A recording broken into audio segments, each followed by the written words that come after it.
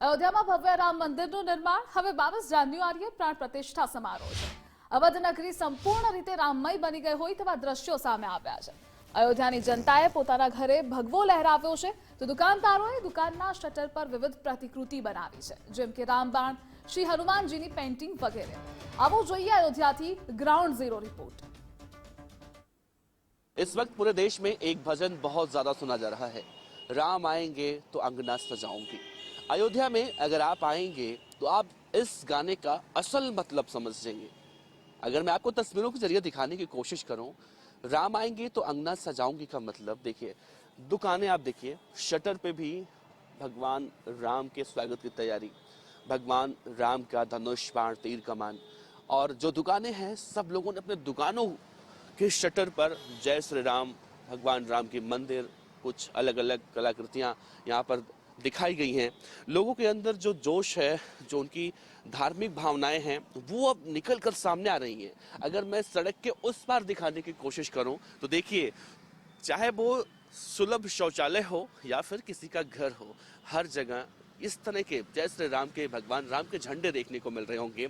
और अगर मैं आपको सामने वो घर दिखाने की कोशिश करूं तो वहां पर प्रधानमंत्री आवास योजना के तहत उस घर को शायद बनाया गया हो, लेकिन उससे हम अलग देखें तो देखिए पूरी तरह से भगवान राम के बारे में जय श्री राम यानी कलाकृतियां वहां पर दिखाई गई हैं। और इसे ही हम कहते हैं कि राम आएंगे तो अंगना सजाऊंगी, जो भजन पूरे देश में चल रहा है। तो कुछ इस तरह से आपको अयोध्या के अंदर देखने को मिलेगा। लेकिन सबसे अच्छी बात यह है, सबसे अलग बात यह है कि हम देख रहे हैं मस्जिद भी यही है, मंदिर भी यही है, सब लोग शांति तरीके से यहाँ पर रह रहे हैं, जैसा मैंने अभी जिक्र किया।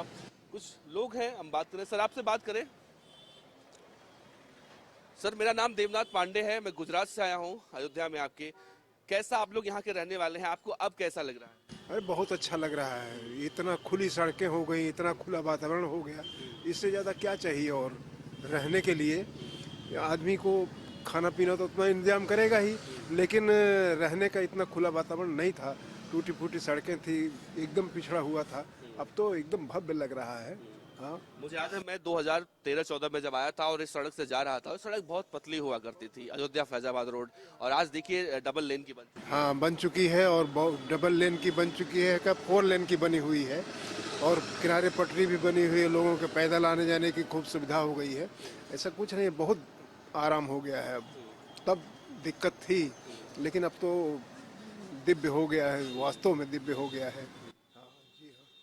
सरकारें तो बहुत आई गई, लेकिन क्या जैसा विकास अब हो रहा है, ऐसा विकास पहले नहीं हो सकता था? ये सरकार के विषय में कुछ नहीं बोला जा सकता है। सरकार अपने हिसाब से करती है। जैसे उन्होंने एक लक्ष्य रख दिया कि आगरा एक्सप्रेस वे बनवा देंगे, इन्होंने लक्ष्य रख दिया कि अयोध्या बनवा देंगे। इतना पैसा है तो अयोध्या तो चमक जाएगा ही, उसमें कुछ कहने जैसी बात नहीं। सरकार अपने हिसाब से जो कर रही है, सब सरकारें अपने हिसाब से बहुत अच्छा करती हैं। आज भी बहुत अच्छा हो रहा है, कोई कमी थोड़ा है। हाँ, आप कब से यहाँ पे रह रहे हैं अयोध्या में? हम रह रहे हैं 1990 से। 1990 से, जब वो आंदोलन हुआ था बड़ा? हाँ, तभी से रह रहे हैं।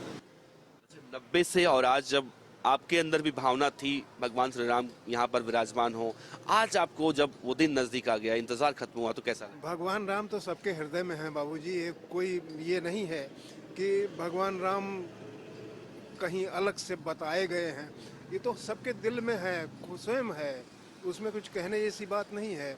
और अब भव्य रूप हो गया, दिखाई पड़ने लगा तो और अच्छा लगने लगा। हाँ? चलिए, जय श्री राम। जय श्री राम। बेटा, जय श्री राम। जय श्री राम।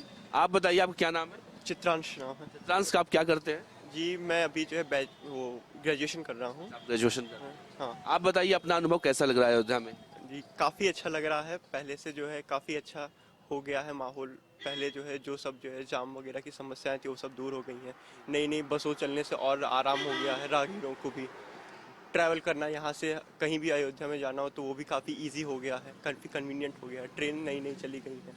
जैसे मैं मुंबई में पढ़ता हूँ तो यहाँ से फ़्लाइट की सुविधाएं भी अब इजी हो गई हैं, तो वहाँ से मुझे डायरेक्टली जो है जाने का जो है अब सुविधा मिल गई है। ट्रेन्स वगैरह काफ़ी मुंबई के लिए चल गई, तो वो भी काफ़ी ईजी हो गया मेरे लिए वहाँ पहुँचने के लिए।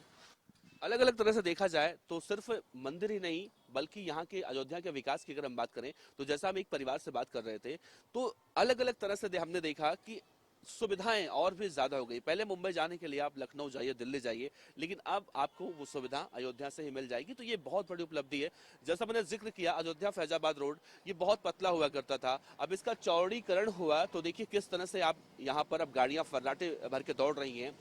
तो जैसा सर बता रहे थे कि सरकारें आती हैं जाती हैं, हर सरकारों का अपना अपना अलग अलग काम होता है और सब सरकारें करती हैं, लेकिन अयोध्या के बारे में सरकार अगर किसी सरकार ने सोचा तो योगी आदित्यनाथ ने सोचा और प्रधानमंत्री नरेंद्र मोदी जो केंद्र में बीजेपी की सरकार है, अगर ये सामंजस्य नहीं होता तो शायद नहीं देखने को मिल पाता। अगर मैं गलत नहीं हूं। सही कह रहे हैं आप, सही कह रहे हैं कि ये सरकार आने से इतना तो दिव्य भव्य हुआ ही है, वास्तव में ये तो देखने लायक है। पहले एक हनुमानगढ़ी मुख्य था, वही लोग जाते थे, बाकी राम जन्मभूमि कुछ लोग जाया करते थे जो जानकार थे, वो एकदम छिपा हुआ था। अब खुल गया है, अब सब जा रहे हैं एकदम से आराम से। वाह क्या बढ़िया है। हाँ बिल्कुल बदलाव तो हुआ है और इस बदलाव की शायद बदलाव का इंतजार अयोध्या के लोग तो कर ही रहे थे, पूरा देश कर रहा था और ये बदलाव अब देखने को मिल रहा है। हनुमानगढ़ी की तरफ भी चलने की कोशिश करेंगे, वहां भी देखने की कोशिश करेंगे कि कितना बदला अयोध्या।